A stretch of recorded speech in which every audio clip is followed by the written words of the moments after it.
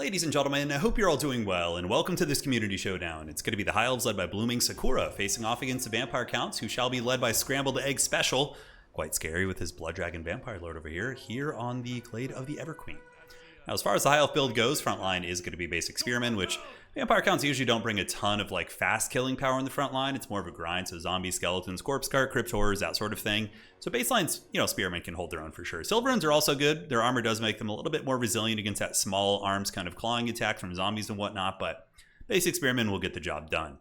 In the secondary, it's going to be a single archer, the Talons of Torquelada, a very solid piece against vampires. Not only do they do fire damage, but they also imbue fire damage, which is quite good, so that can be very good against crypt horrors and various healing vampire monsters.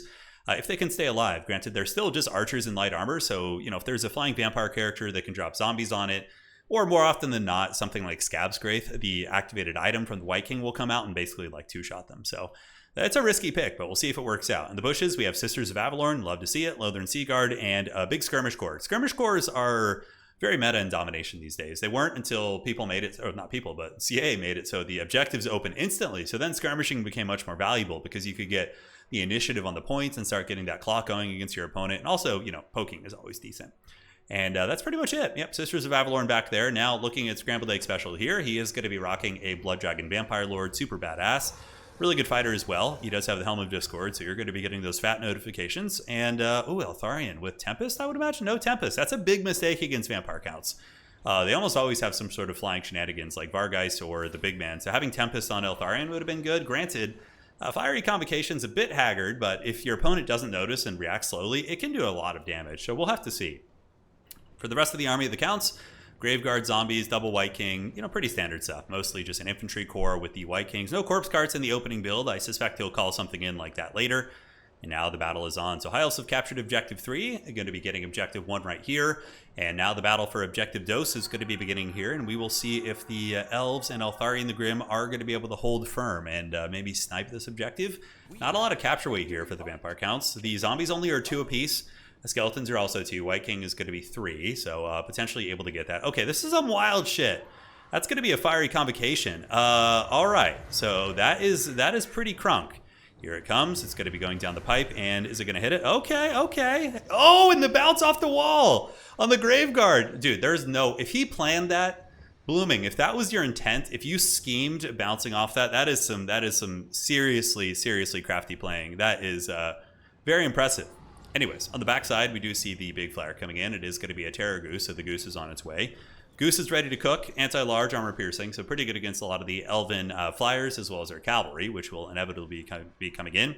There's a Great Eagle and Eltharion on a Griffin, and Fireborn will probably get called in. Fireborn are just so good these days, so they're so hot right now, especially against vampires. The fire damage AP, they kind of just cover all your bases. Blood Dragon Lord going to be taking the fight, though, which makes sense. He definitely beats Eltharion one-on-one. The Zombie Dragon is just kind of a next-level beast. Granted, Eltharion does have some magic support here, so we're going to have to see. Apotheosis does go down, and wow, Eltharion heard me talking some smack. He's like, I'm going to win that fight, dude. And he traded upwards a little bit into that Blood Dragon Lord. Blood Dragon Lord didn't activate its items and its, scary abilities, though, so that's also part of the reason why it went well. Now, Elves, Sisters of Avalorn, basic Spearmen coming in to bolster the flanks over there on the west side of the battlefield.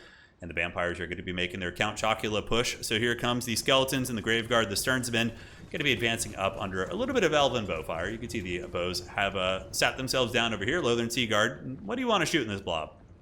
Probably not Sternsmen. Probably just basic zombies to clear them out and get rid of their chaff quickly. The other units are all shielded and are going to be tough to take down. So that is going to be a Scab's Graith going down, and also a Gaze of Nagash. Oh my god, Talons of Torquelada get wrecked. So here you see Scrambled Egg Special using the Gaze of Nagash in tandem with the Scab's Graith from the White Kings. That was some really disgusting damage. Sisters of Avalorn providing a little bit of fire support into the White Kings, but they are, silver shields and very small targets on the ground, so it's going to be a tricky pickle. Elven Skirmishers heading over to the side objective to try and help out. Now the hordes of undead have arrived. What is the killing power going to be for the Elves? Rangers, and Reavers, or Reavers, and Rangers. Not bad. Rangers are a hard counter against chaff units. Not hard, but a decent counter. They do pretty well. And here we see the big man, Eltharion the Grim, the Warden of Tor of Res. He had a pretty cool cinematic trailer. The whole Batman thing was fun. And he's getting in there and doing some work against the White King. He does make a couple decent connections there. And the Great Eagle also pecking away. Scrambled Egg Special, in the meantime, is going to be taking the moment to go punish the Sisters of Avalorn, which he's going to do. And that is going to be a Gaze of Nagash. No, Breath Attack. So it does cook these sisters up pretty good. And I would imagine the Heil player right now certainly kicking themselves in the butt for not having Tempest. You could lock down this Blood Dragon Lord, slow him down a lot, focus fire him, and then Eltharion can come in and punch him in the face a little bit. But on the side objective, the Elves are parking their cavalry on the point to make sure it doesn't flip. But here we see Lothern Seaguard in melee, which isn't the best for them, but even still, they're okay fighters. They're basically just spearmen, right? So they'll hold against Vargeist to some decent extent. The Rangers clearing out the zombie chaff, and here we see some light High Elf cavalry cleaning out whatever they can. And man, he is making this spell look decent. It's still a skeleton unit, but he's actually hit things with it, which is certainly an achievement. So Eltharion pounces back here on the Blood Dragon Lord, who does take quite a bit of a punishment. 5,000 HP, Eltharion going to be sitting at a little bit more, I would imagine. 6.1. Illyrian Reavers trying to keep him on the ground. Meanwhile, the Talons of Tor-Kaleda have returned. No, those are the Sisters of Avalorn, but the Talons are fighting as well. And the Elves look like they're going to have a pretty comfortable position here on this point as we get the Great Eagle. It's like the Eagles fighting the Nazgul up here.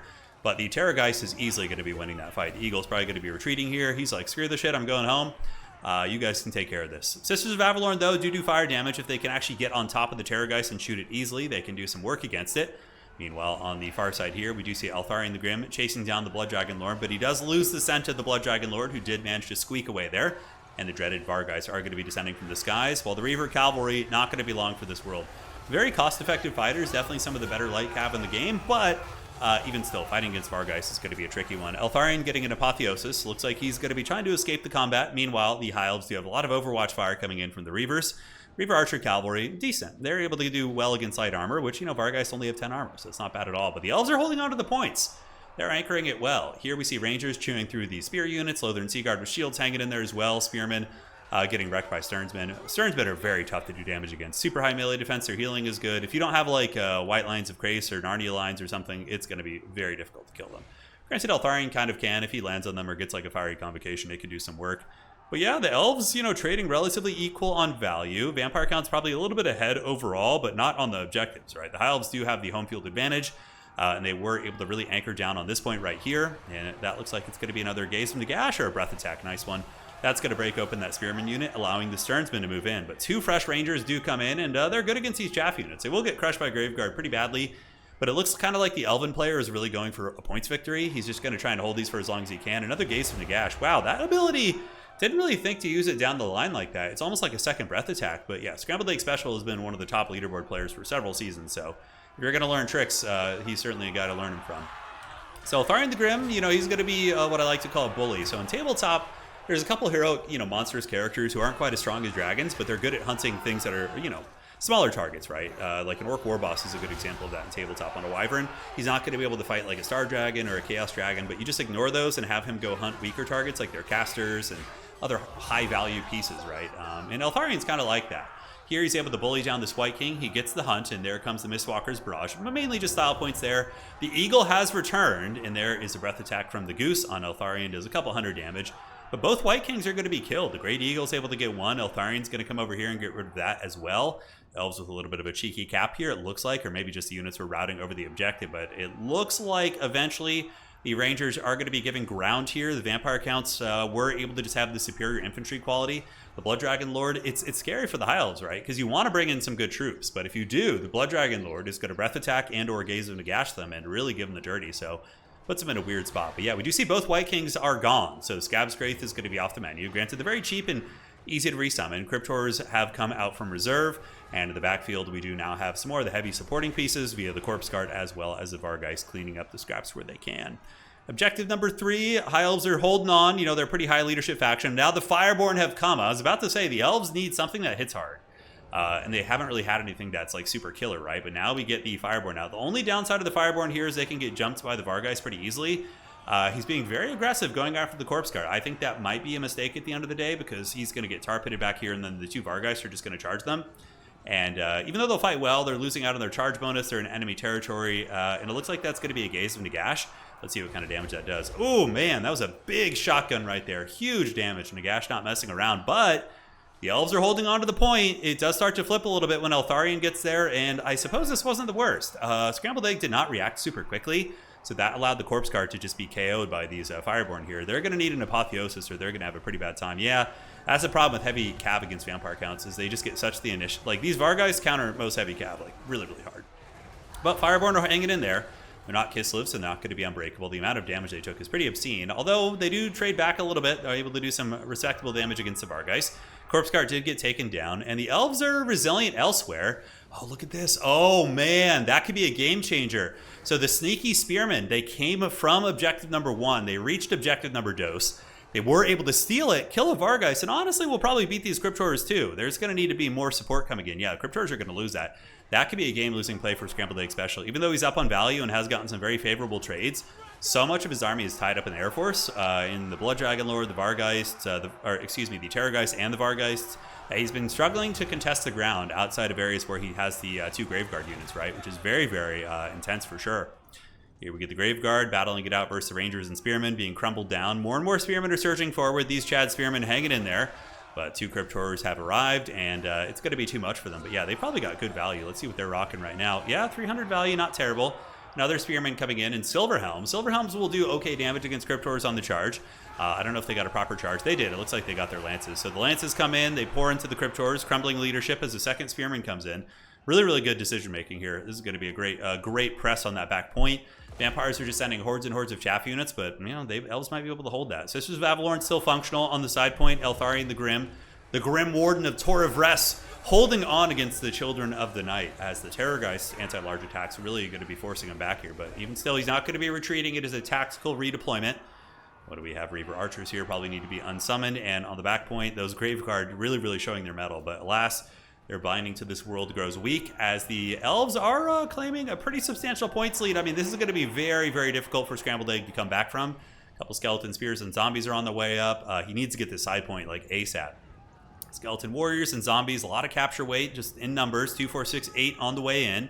Air Force here probably going to be breaking the back of the Elven Resistance, and it's only a matter of time before this objective folds. But I think the Elves are going to be able to safely Helms Deep. I mean, they're Helms Deeping on their opponent's objective number 2 right now, which isn't a bad idea considering the presence they have. They have Spears, they have Silver Helms, who are pretty high leadership, and another unit of Reavers is going to be arriving. And from here, you probably just bunker down on objective 1, and you're going to be A-okay. Vargeist sweeping across, going after the Reavers, able to bunker bust them, and the Great Eagle has returned. So somehow the Eagle has returned. Looks like they're going to be going after the Blood Dragon Lord. The Chad Sisters of Avalorn, pretty awesome unit in tabletop as well. You know, almost paying for themselves despite all the hard times they face this game. But Scrambled Egg knows it's over. GG, well played. What a great match between those players. And yeah, Eltharion looked good, honestly. I think his breath attack, like, it had that one cool play in the beginning, but if he had Tempest, that would have been a way, way smoother game for him. It would have punished the Blood Dragon Lord. It would have punished these Vargeists. But overall, he still played extremely well. So that was a great game by Sakura as well as Scrambled Egg. So Eltharion 2600 is pretty rad. Reaver Archers, I really like them. The Archers struggle to perform, as they usually do against Vampire Counts in my anecdotal experience. I think just cutting, maybe Sisters are fine because they're more durable, but cut these and just get another Reaver Archer cav. You know, you're probably fine. But yeah, he played extremely well. Cool build. Yeah, the Fireborn came in. They tried their best. Rangers, now that they have a Vanguard deployer, able to reinforce points well. 3,200 on the big man. The Graveguard, of course, did reasonably well. Flyers were nasty. 1,800, 900 there. Yeah, those guys, they do not mess around. 2,400 on this other Goose. He just didn't have the ground presence. You know, the killing power on the ground to get those objectives. And yeah, that's how it goes. So GG. See you guys around. That is it. And adios.